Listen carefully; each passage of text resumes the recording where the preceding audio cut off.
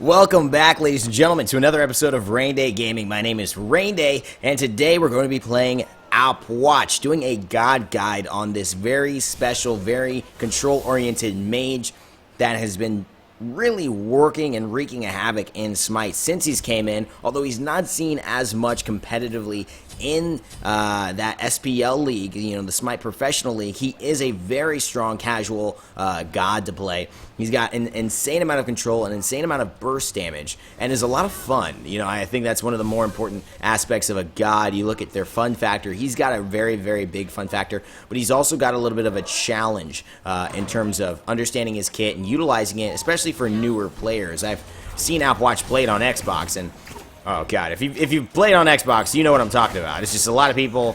My friend was like laying on level 9 on Xbox, and it's like everyone, buff camps don't even exist. They just go in the middle, they start fighting each other. Half the people die to towers. Like, what is that? What is that big thing firing cannonballs at me? I have no idea. But it looks fun. Let me check it out. No, it's saying they die.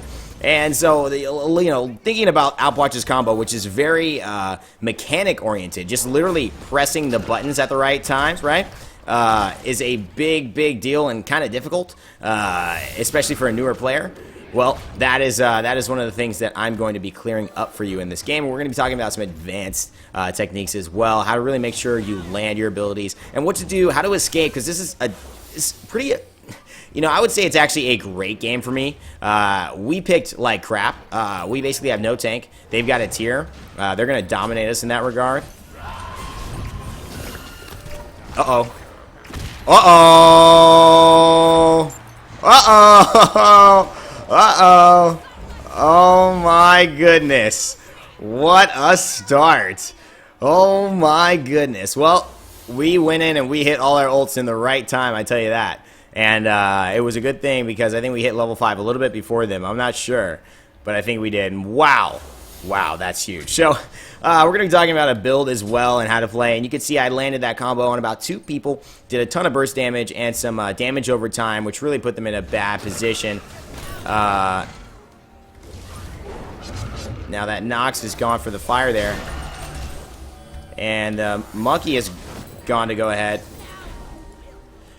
And it looks like Humbots is being cornered here. He uses his teleport very well, but he's going to die anyways because of the fact that he put himself in such a bad position, going so aggressive in the beginning of the game. Now, Nox is here. She's still got her big silence, but she's in a bad spot, especially for my ultimate, using her dash very wisely to avoid most of that burst damage. Tyr looking to find a pick, and he's going to find one here. Let's see if we can support him. I have not that much mana, but I have enough to slow and cause a little bit of burst to the Freya behind. It looks like she's been picked up by the Mercury. We're going to burst her down. It looks like the hell, not able to pick her up, and we're going to be dropping back in. So the key with Ah Puch, and we'll talk about his abilities and everything, is that he's a control-oriented god. He controls a lot of forward space. His number 1 is a big damaging ability that slows in a wide area, and if you get hit with it, it sucks. It really sucks. And you just look at it right here. It's called Undead Surge. He raises 2 corpses.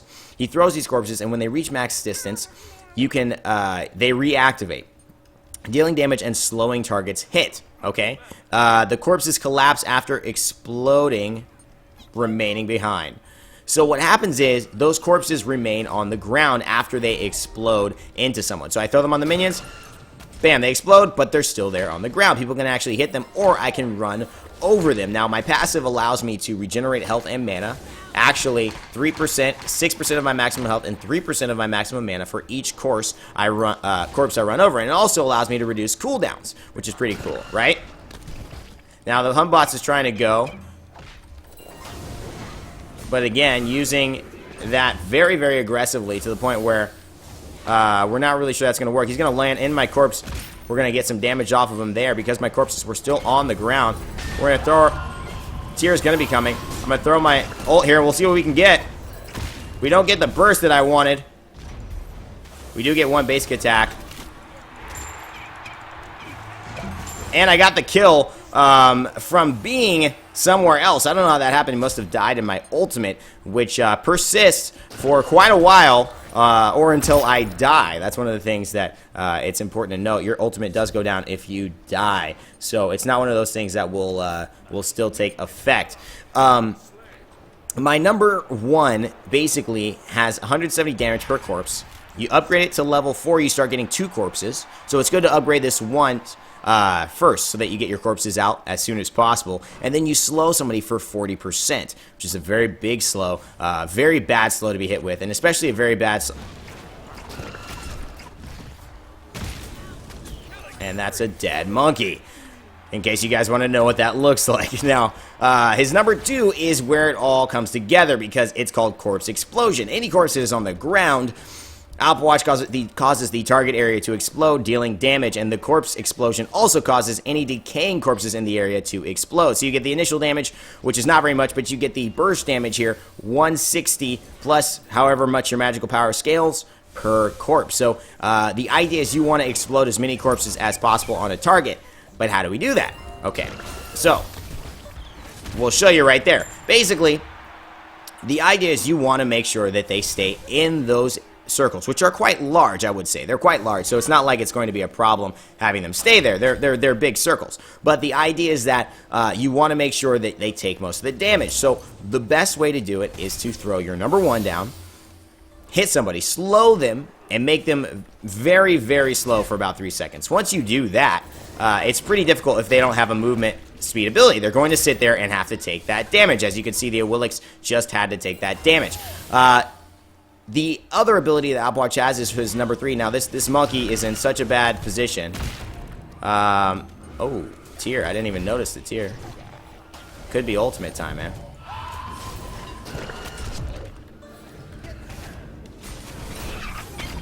Alright, we'll hit 2 of them. We'll get a little corpse explosion there. Not enough. I didn't get the monkey. He's going for me. I gotta get out of here. I gotta get out of Dodge. Let me tell you that. I knew he was coming. Woo! Wow. Very, very special monkey there. Very oh. Oh. I was gonna say, get God, bro. So you see, I mean, that's a very big difference. If you miss your number 1, however, you're kind of screwed. So it's important to know. Oh wow, what a great ultimate! I mean, just great initiation, because we were like there, but we weren't really able to go ahead and push out as much as we'd like. So we definitely got a lot out of that right there. We're pushing them extremely hard. Chang'e with the ultimate tier coming in, looking for a pull or a push into the wall, but I missed him with my 2, unfortunately. We could pick up those minions, but she goes and decides to prioritize hitting those instead of the own minions going into her own portal, which is okay. Now, she's going to be coming out in a second, so will Tier, but I've got this long... Look at this presence that Ah Puch has, guys. As Ah Puch, you're going to be playing to, you know, obviously support your teammates from afar. He's a very distance-ranged mage who can deal a lot of damage from without really staying in the fight, which is great. You want to basically be on the fringes of the fight at all times. Being a master with Ah Puch is kind of finding your spacing. It's really all about getting yourself in a good position. And I've been fortunate to be in good positions today with some aggressive teammates to allow me to pick up some early kills. The other thing I'll say is Ah Puch's damage spikes are crazy. Especially getting Book of Thoth second, and once you have Spirit of the Magus online, it starts to get really nuts how much damage he can actually do with one combo. The combo I have yet to cover, but I will be covering it in just a moment once we talk about his number 3. His number 3 is basically called Fleeting Breath. Now, this is a really interesting ability that can shut down a lot of healers. If I was on the other team against this Hell and this Chang'e, I would have a great time because Fleeting Breath actually causes damage based on how much you heal while it is ticking on you. So it's a damage over time ability, much like the ones you've seen before. And my last god guy, Jingchan, had that as well that we covered. So this could be a really good experience for us. Freya able to get Nox out of there as well, but they're going to fall here. The Willick's not able to fall. The Tier coming close. We are pushing so hard. The Monkey there going in. I hit him with my Fleeting Breath, and as you can see, it is ticking right now over his head, causing 56 damage. So it's going to be doing that. But if he were to be healing during that time period, for every tick, he would be not only at the end of the duration of it, which is, I believe, 3 seconds. At the end of the duration, he would be... Let's throw that on her. Ooh. Nox is dashing at very appropriate times. Remember, basic attacks do still matter. I'm looking for the Monkey here. The Monkey's coming out.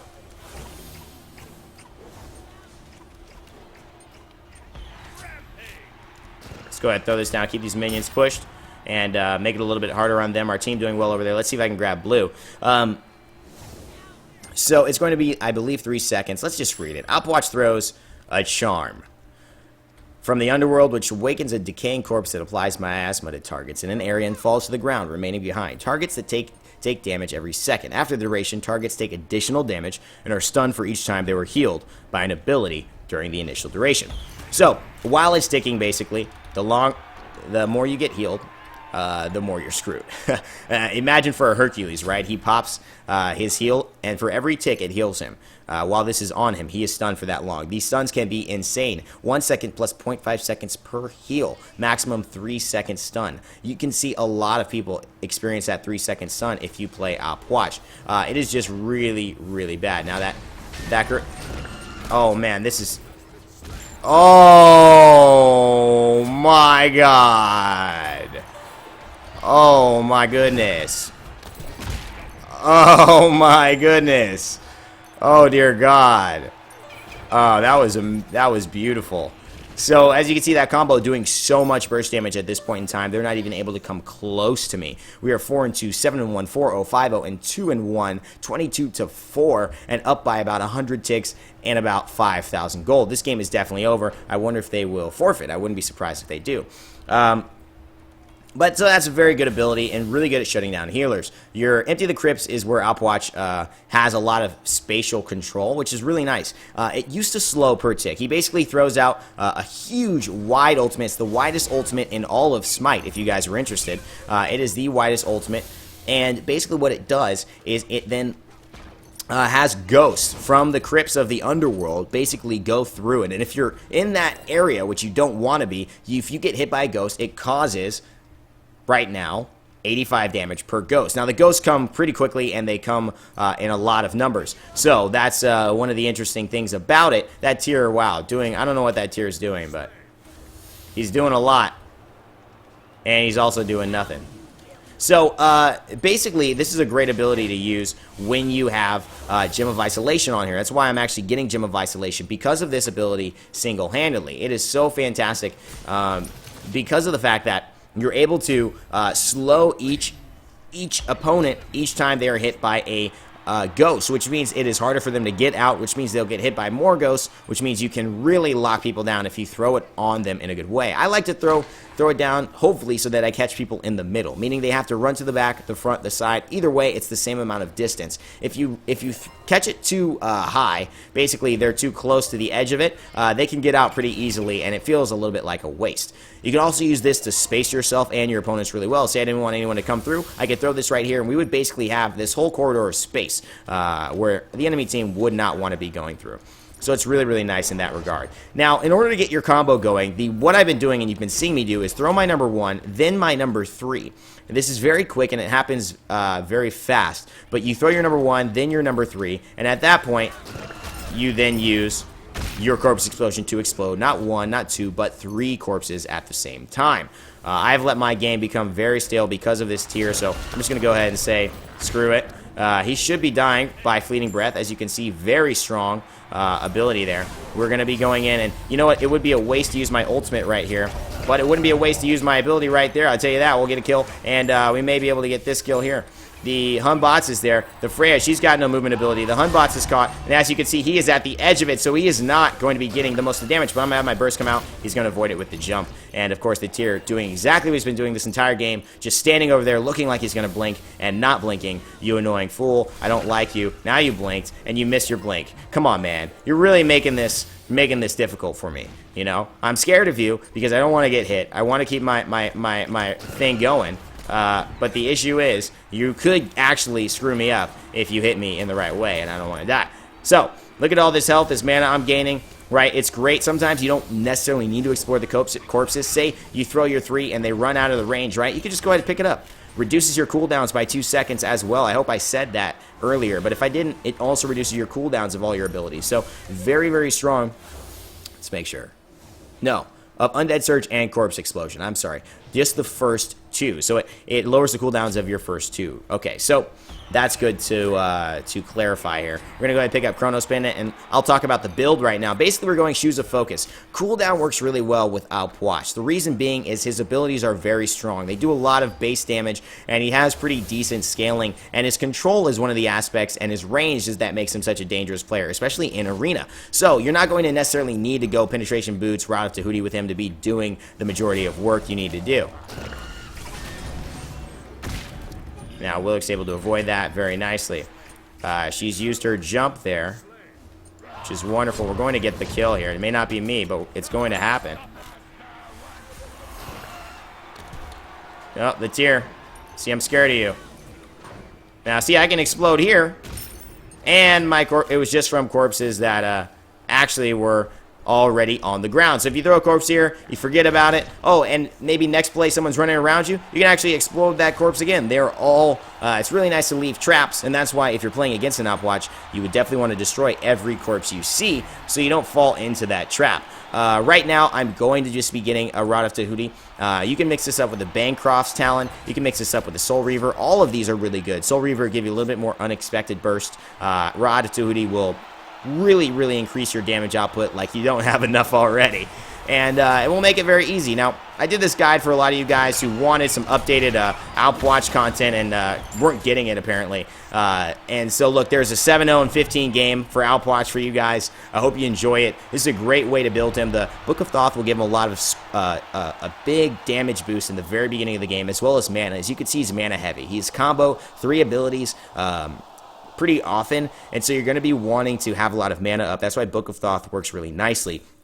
Spear of the Magus can be applied in so many ways with him, especially with his 2 corpses, his number 2 corpse explosion, his fleeting breath, which stacks damage over time, and then also his empty the crypts, which allows him to hit multiple people multiple times, really stacking that Spear of the Magus on a lot of people, which is, you know, incredibly dangerous and helps his overall damage output as well. Gem of Isolation doing a great job giving you health, mana, and slowing enemies who are hit by those crypts, those emptying crypts when the ghosts come out and go ahead and hit everybody. And of course, Chronos Pendant for some more cooldown reduction, maxing that cooldown reduction, 25% from that, as well as 15% from that, giving you a max of 40 cooldown reduction right here, as you can see in these utility stats.